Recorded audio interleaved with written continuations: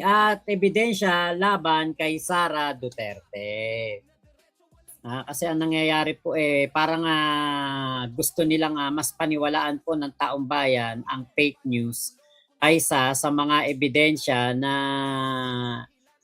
inilatag po ng Kongreso. Ayan. Corazon Tuang, hello po, good morning din po. Di na nga ako kumanta kasi may nanalo na. Ayun. Ate Corazon Tuang from Canada. Ayun, hello po. Shoutout sa mga tropa pips natin dyan sa Canada, sa Amerika.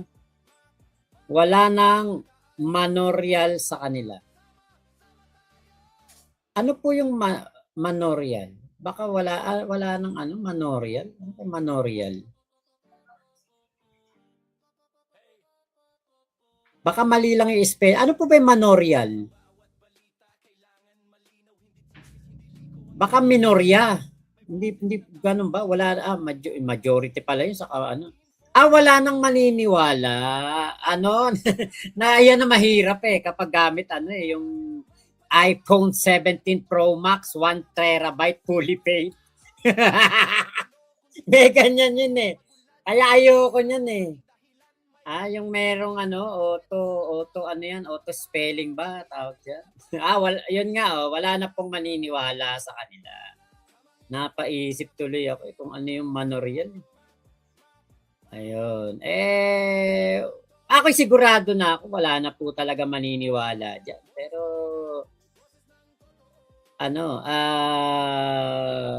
meron man po konti na lang. Ito po ang ating pag-uusapan. Etong unahin na natin etong force majeure ng bobong si Robin Padilla. Ayan, ito. Panoorin natin tong balita ng UNTV po muna.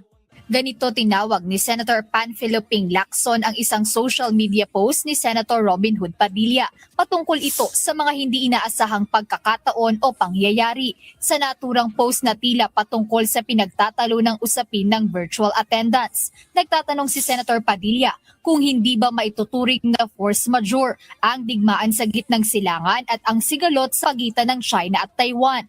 Ayon kay Senator Lacson, isang pagkakamali ang pagsasama ng mga sigalot sa ibang bansa sa ilalim ng force majeure o hindi inaasahang pangyayari para lamang bigyang katwiran ang remote o online na pagdalo at pagboto sa mga pagdinig ng Senado. Nauna rito, sinabi ng Senador na ang hakbang na magpapahintulot sa online participation ng mga senador ay malamang na hindi magtatagumpay. Sa ilalim aniya ng Senate rules, pinapayagan lamang ang virtual participation kapag may totoong force majeure at national emergency. Yun. Bukod dito, binatikos din ni Senator Lacson ang itinuturing niyang dirty tactics ng majority bloc, kabilang ang umano'y pagpapahaba ng interpellations sa isang hiwalay na panukala na tila diskarte para hintaying umalis ang mga miyembro ng minority bloc. Aniya, hindi rin agad ipinaalam sa minority ang planong talakayin ang panukalang rule amendment para sa remote voting. Dahil dito, nagpasya ang minority bloc na mag-walkout mula sa session hall habang nanatili si Minority Leader Vicente Tito Soto III upang questionin ang quorum at magmosyon na i-adjourn ang sesyon.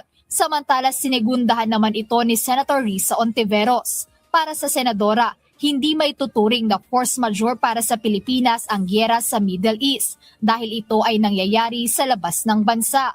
Dagdag ng senadora, ang epekto ng oil crisis sa publiko ang mismong dahilan kung bakit dapat silang mga senador ay pisikal na pumapasok sa Senado upang gawin ang kanilang trabaho. Yun. Binigyang din ni Senator Ontiveros na ang tensyon sa pagitan ng China at Taiwan ay matagal ng banta at kailanman ay hindi ito naging dahilan para mag-online work ang mga mambabatas. Nagbigay rin ng komentaryo si Senator Erwin Tulfo sa kontrobersyal na social media post ni Senator Padilla. Ayon kay Senator Tulfo, hindi niya lubos maisip kung paanong ang El Nino o ang matinding init ng panahon ay magiging dahilan para hindi makapasok ng pisikal ang isang senador. Binigyang diin niya na nakakahiyang mag-video conferencing lamang ang mga mambabatas, habang ang mga magsasaka, construction workers at iba pang ordinaryong manggagawa ay nagbabanat ng buto sa ilalim ng sikat ng araw. Sa pagbabalik ng sesyon sa darating na Lunes, June 1, inaasahang tatalakayin muli ng mga senador ang mosyong layong pahintulutan ang pagdalo at pagboto ng mga senador sa sesyon sa pamamagitan ng teleconference. Ayon sa minorya, handa at bukas sila sa debate hinggil sa pag-amyenda sa mga alituntunin ng Senado, lalo pat maraming mahahalagang katanungan ang kailangang talakayin, partikular na kung ano ang labis na urgent na dahilan para ipatupad ang teleconferencing sa kasalukuyan. Jed Neresina, Ay, nako talaga. Ewan ko ba, parang alam niyo yung ako hindi ako matalino ha. Hindi ko sinasabing matalino ako, magaling ako. Ate ay. Hindi ko sinasabing ako'y mataas ang IQ ko, ha? Hindi. Lahat naman tayo may katalinoan, lahat tayo may kabobohan. Maaaring matalino tayo sa ibang bagay, bobo tayo sa ibang bagay. Meron ganun eh. Pero, putangin na naman. Diyos ko, yung simple lang na force majeure.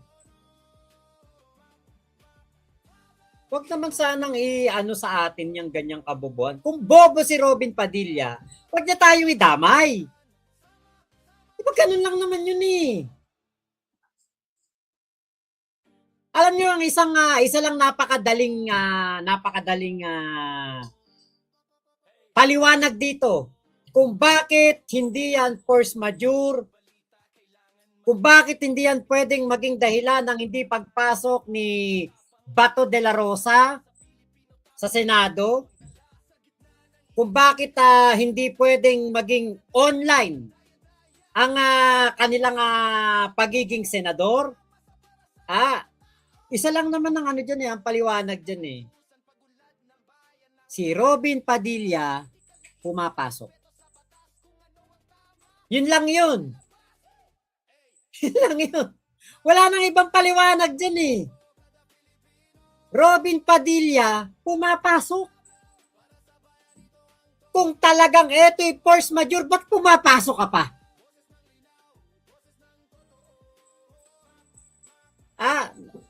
Actually, medyo panis na tong issue na to eh.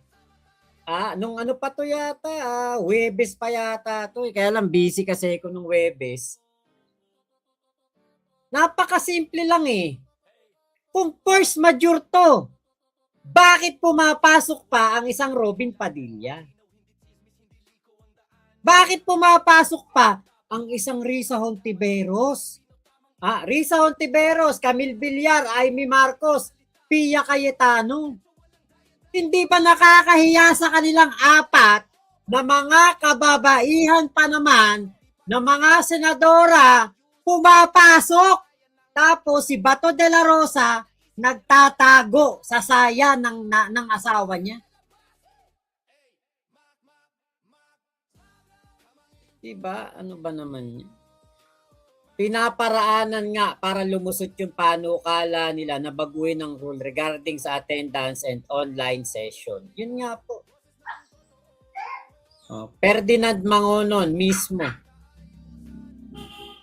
Kasi sige, force majeure. Dapat sarado na Senado. Dapat si PBBM hindi pumupunta ng Japan. Force majeure eh.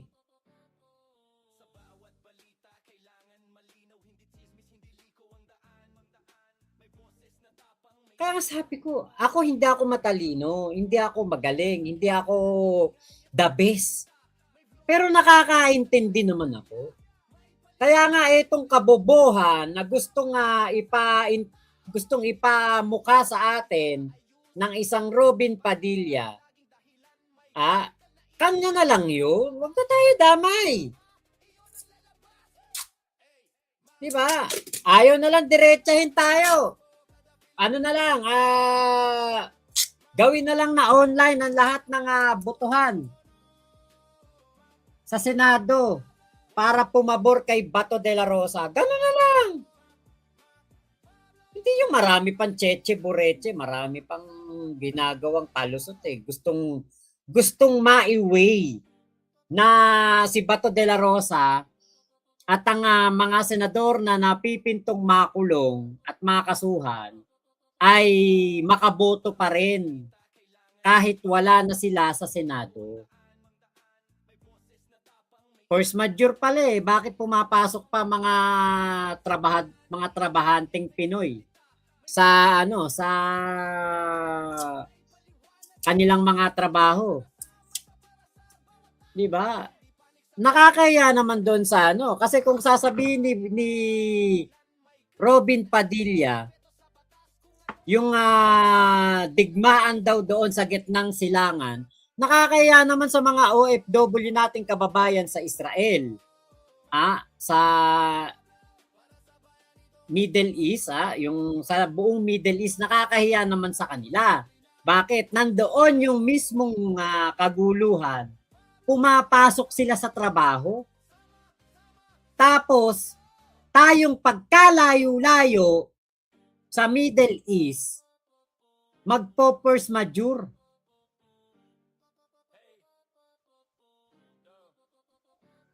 Kaya nga sabi ko kanina, napakadali lang ng nito ng simpleng-simple lang paliwanag dito eh. Kung meron palang threat sa ating Senado, bakit pumapasok pa ang isang Robin Padilla kung merong force majeure? Diba? Masyadong masyadong halatang-halata naman, Diyos ko naman. Masyado namang parang kapal ng mukha mo, Robin Padilla. 'Di ba? Buti sana maniwala pa ako kung yung biglang may tumubong bunganga ng bulkan diyan sa Senado. Tapos pumutok. O, diyan mismo sa loob ng Senado, umusbong yung bulkan tapos sumabog. Yung maintindihan ko, force majeure talaga. Diba? O kaya sinakop ng maute yung Senado. O, tapos hinostage si Robin Padilla. Yun, force majeure yun. Pero yung, Diyos ko, wala namang pandemya. Wala na mga kaguluhan na parang EDSA People Power 1. Diba? Buti sana kung may meron talagang napakalaking kaguluhan. Kapag nga nagrally ang DDS tatatlong-daan lang kayo eh. Diba? Yun nga nagkaroon ng ng Ondoy. Nagkaroon ng yung lindol sa Cebu. Nag-force majeure ba? Di naman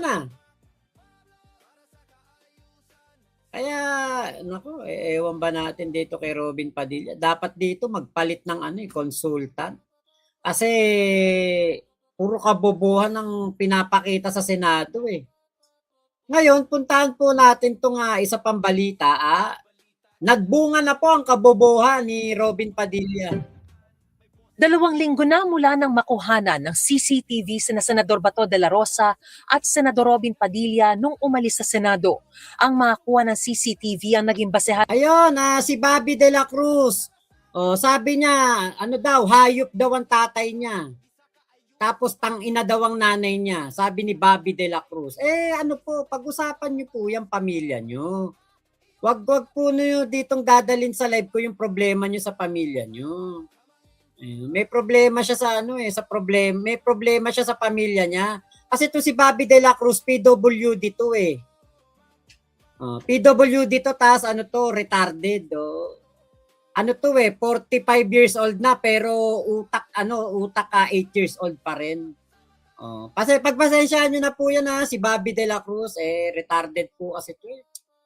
Naawa nga ako dito eh. Walang pumapansin sa sa pamilya niya. Kaya ganyan siya.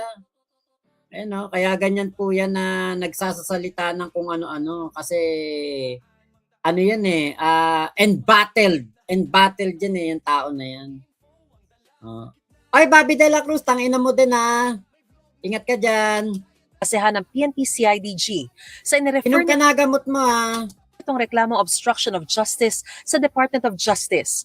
Pangunahin sa kanilang inirerekomendang kasuhan ay si Senador Robin Padilla. Kinumpirma ni Prosecutor General Richard Fadulion na nakuha na nila ang reklamo ng CIDG bago mag-alas 5 ng hapon. By indispensable cooperation, ma'am. It will not happen without him. Ayon sa CIDG, kabilang din sa pinakakasuhan ang babaeng security officer ni Padilla na nakunan din sa CCTV. Hindi po yun incidental. It's not a mere hitch ride. It is plano, well planned, Tinulungan talaga yun. well coordinated kasi yung may backup vehicle pa. Gayon din ang isang pinsan ni Padilla na may-ari umano ng pick-up na nagsilbing backup vehicle sa pag-alis na De La Rosa. You know kung ano ang dahilan kung bakit nagkakaroon ng backup. It will serve as security and ensure na makaalis yung main vehicle. Hindi rin daw iisa ang backup vehicle nung gabing yon, pero hindi na nagbigay ng detalye ang CIDG. Sinusubukan pa rin ng GMA News na makuha ang panig ng kampo ng mga pinakakasuhan. Ayon sa source ng GMA News, 7 personalidad ang pinakakasuhan ng CIDG, kabilang ang isang babaeng staff ni Padilla, isang kaanak ng senador, at 4 na John at Jane Doe. Iginiit naman ni Major General Morico na merong hawak na warrant of arrest para kay De La Rosa ang mga operatibang nagpunta sa 4 na lokasyon kung saan pinaniniwala ang naroon ng senador. Taliwas sa sinabi ng asawa ni De La Rosa na si Nancy. We have our warrant of arrest na pinakita namin if it's needed. And very cooperative naman po yung local officials doon and the owners of the house. Yes, it's an ICC warrant. Sa isang post sa social media, pinakita ng asawa ni Senador De La Rosa na may mga police mobile sa ancestral home ng senador sa Davao del Sur. Sabay sabing siguruhin daw na lahat ng ginagawa ng mga otoridad ay naaayon sa batas dahil kung hindi, dasal daw niyang mag-self-destruct na sila. Parang parang mas matapang pa yung asawa ni Bato kaysa sa kanya. Sa isang text message, sinabi ni DILG Secretary John Vic Remulla na tingin daw niya ang presensya ng mga pulis doon ay para ma-recover ang mga baril ni Senador De La Rosa na kinansela na ang mga lisensya at hindi opisyal na paghahanap sa senador. Armed and dangerous daw na maituturing ng mga otoridad si Senador Bato de la Rosa. Ewan ko bakit pumapalag yung mga ilang malapit kay Bato na sinasabing hindi daw armed and dangerous si Bato de la Rosa. Napakaraming baril Tapos hindi pa armed and dangerous yan. Pero paniniguro ng PNP, hindi nito mababago ang rules of engagement nila sa pag-aresto sa isang taong pinaghahanap ng batas. It's obvious that he's armed, 117, but it does not change that the PNP will seek all peaceful means of apprehending Senator Bato de la Rosa. What will change, if he ever will be considered as armed and dangerous, is yung ating preparedness, tactical preparedness, as well as the number of personnel that will be deployed in apprehending Senator Bato de la Rosa. Ayon sa PNP Regional Office 11, na-serve na ang order of revocation para sa mga baril ni De La Rosa. Sabi ng abogado ni De La Rosa, maghahain sila ng motion for reconsideration para rito. No, Senator De La Rosa has not been convicted of anything here in the Philippines, and there is no Philippine court which issued any order against him. So to our humble mind, baka nagkamali lang yung PNP. Pwede ba magkamali PNP? Di ba? Siyempre pagtatanggol to ng abogado, pero yung sasabihin na baka nagkamali lang ang PNP, ibig sabihin, bobo mga taga-PNP at magkakamali ng ganyan? Di ba? Di ba? Alam niyo mga basta DDS no? Maiway yun lang maitawid lang maparaanan lang talaga para pumabor lang sa kanila yung sitwasyon no? Di ba, pwede bang PNP magkakamali ng ganyan sa isa pang senador? Ay, naku talaga. Yun nga, Ate Ira ang sabi ng abogado, baka nagkamali lang ang PNP. Tapos ito matindi talaga sa kanila dito kay Jimmy Bondo sa mga vlogger ni Digong at ni Kibulok Lagi nilang sinasabi, hindi convicted dito sa Pilipinas si Bato. Walang Philippine court na nag-issue daw ng kahit anong paghuli o kahit anong against na order laban kay Bato.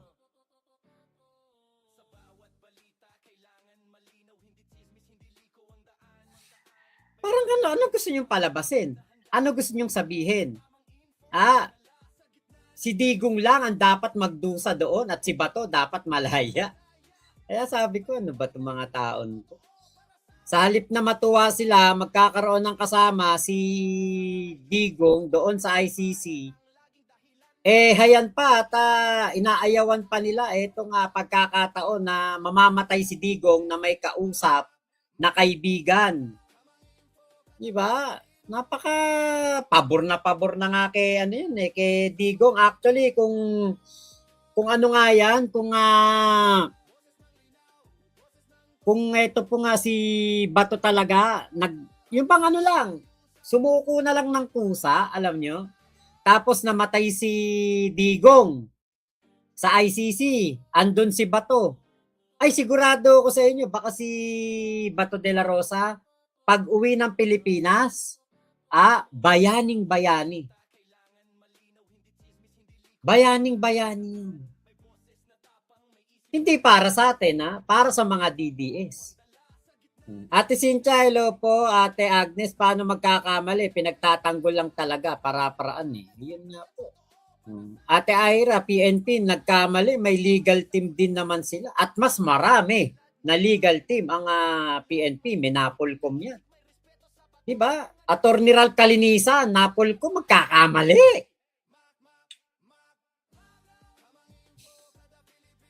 Ewan ba natin? Pero ako, sigurado ko, marami po ang nagkamali sa pagboto kay Robin Padilla. Hindi ako naniniwala na ako pag naging senador may magagawa ako. Storbo lang ako doon, gagastusin ko lang ang pera niya. Sayang. Sayang lang. Wala din ako magagawa. Di ba? Umami naman si Robin Padilla, wala siyang magagawa. Ulitin po natin, ulitin natin. Hindi ako naniniwala na ako pag naging senador may magagawa ako. Storbo lang ako doon, gagastusin ko lang ang pera niya. Sayang. Sayang lang. Wala din ako magagawa. Diba? Umami naman si Robin Padilla, bobo siya, wala siyang magagawa, gagastusin lang daw pera natin. Totoo naman siguro. Kasi, biruin mo, yung kwarto nga niya, yung opisina niya, ginagawang sariling clinic ni Mariel. Diba? Ito yung pumapasok na senador pero walang silbi, walang kwenta, inutil. Walang nagawa. Meron ba kayo naalala nagawa ni Robin Padilla? Malapit na matapos termino nito, wala pa akong nakikitang nagawa nito. Ay, meron pala, sorry. Hindi, mali. Hindi, sige. In fairness naman kay Robin Padilla, meron pala ito nagawa, sorry. Sorry po sa mga sa mga DDS, tama naman, meron namang nagawa si Robin Padilla. Pwede ba naman nga palang walang magawa to? Meron naman siyang nagawa. Humagulgul lang naman siya ng iyak nung nakulong na si Digong at pinadala na sa ICC. Doon sa hearing ni Amy Marcos, na pinatawag pa sila General Torre, si mga magkapatid na Remulla, ayun. Umiyak nga pala doon si Robin. May nagawa naman. Ngumalngal. Ang putang ina. Sa hearing. Yun ang nagawa. Nagmukbang sa hearing. Ganun lang. Nagpakita ng pototoy doon sa live ni Mariela Rodriguez. Yun. May nagawa naman. Sorry sa mga DDS. May nagawa naman nga pala. Katarantaduhan lang. Kaya maging wise na talaga sa pagboto. Di porket artista at sikat, boboto na dapat mataas na din ang standard at qualification ng mga tatakbo. Cherish Gabi, ayan, agree, puro yabang. Matt Boy, walang kwenta ang justice system ng Pilipinas. You know what? Philippines is below the average when it comes to justice score index. Paano hindi magiging ano tayo, below the average? Nung panahon ni Digong, napakaraming ginurgur dyan. May nagawa naman yung makipag-away kay Kiko. Oo, nasinghalan lang ng konti. Yak eh. Parang nagsusumbong kay Mariel eh. Sinigawan ako. Sinigawan ako sa Senado. Mariel!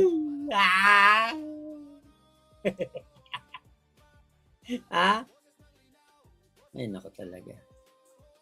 Ewan ba natin kung bakit nag-number 1 tong hayop na to. Dapat dito, wala na. Ano yun na yan? 28 election. Naku.